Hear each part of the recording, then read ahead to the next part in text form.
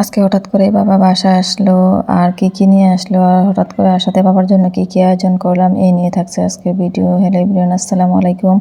সবাই কেমন আছেন? আশা করছি আল্লাহর রহমতে সবাই ভালো আছেন।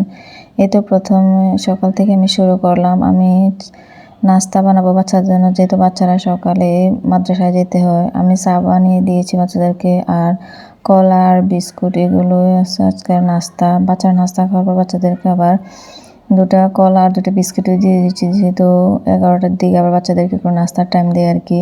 এখানে আমি পলিথিনে দিয়েছি, যেহেতু শুকনো খাবার দিচ্ছি এর জন্য রুটি বানানো কিছু দিলে বাচ্চাদেরকে বক্সে দেই, যেহেতু দোনো ভাই বক্স নিয়ে ঝগড়া করে এই জন্য আর কি এখন বক্স দিলাম না।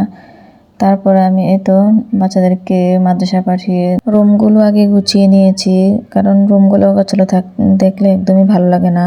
তারপর আমি নাস্তা করার সময় যে কাপ বা থালাবাটিগুলো নোংরা হয়েছিল এগুলো পরিষ্কার করে নিচ্ছি।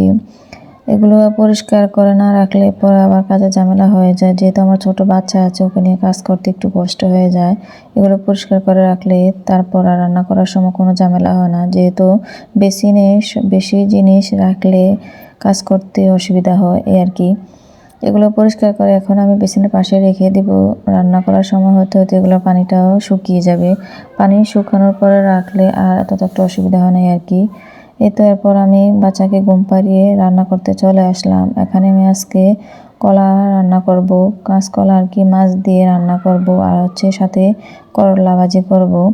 যেহেতু বাচ্চাকে ঘুম পাড়িয়েছি, আবার সে উঠে গেলে আর প্রায় 1টার দিকে আবার ঘুমাবে, তাই ও ঘুমাচ্ছে দেখে আমি ভাবছি যে রান্নাটা করে ফেলি।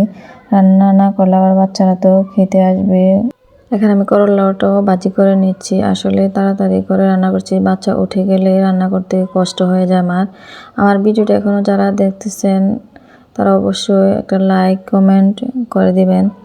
আপনাদের একটা লাইক ভিডিও করার অনেক উৎসাহ জাগায়। এই তো বাবা আসবে শুনে এখানে আমি মুরগির মাংস রান্না করেছি, সাথে পোলাও রান্না করতেছি। আর যেহেতু সকালের কলা তরকারি আর করলা ভাজি আছে, আর কিছু ডিমও ভাজি করবো আর কি। এতো বাবা আসার সময় অনেকগুলো কলা আনছে, কলাগুলো আমি এখানে পরিষ্কার করে একটু রেখে দিয়েছি, যেহেতু আমাদের বাড়ির রাস্তার পাশে কলাগুলো অনেক ধুলাবালি ছিল, ওই জন্য একটু ধুয়ে পরিষ্কার করে নিয়েছি। আর এগুলো বিলম্ব, আর হাতে এগুলো আঙ্গুর। আসলে বাসাতে আসতে অনেকটা সময় লাগে আর অনেকগুলা গাড়িও পাল্টাতে হয়, তাই চাইলেও অনেক কিছু আনা যায় না, যেহেতু কষ্ট হয়ে যায়। এই তো সন্ধ্যার নাস্তায় বাবা আসছিল জন্য সেমাই রান্না করেছি, আর চিপস। আর যেহেতু অনেক গরম পড়ে এখন বাবাকে একটু শরবত দিলাম। তো এই ছিল আজকের ভিডিও। আপনাদের কেমন লেগেছে জানাবেন অবশ্যই। সবাই ভালো থাকবেন। আল্লাহ হাফেজ, আসসালামু আলাইকুম।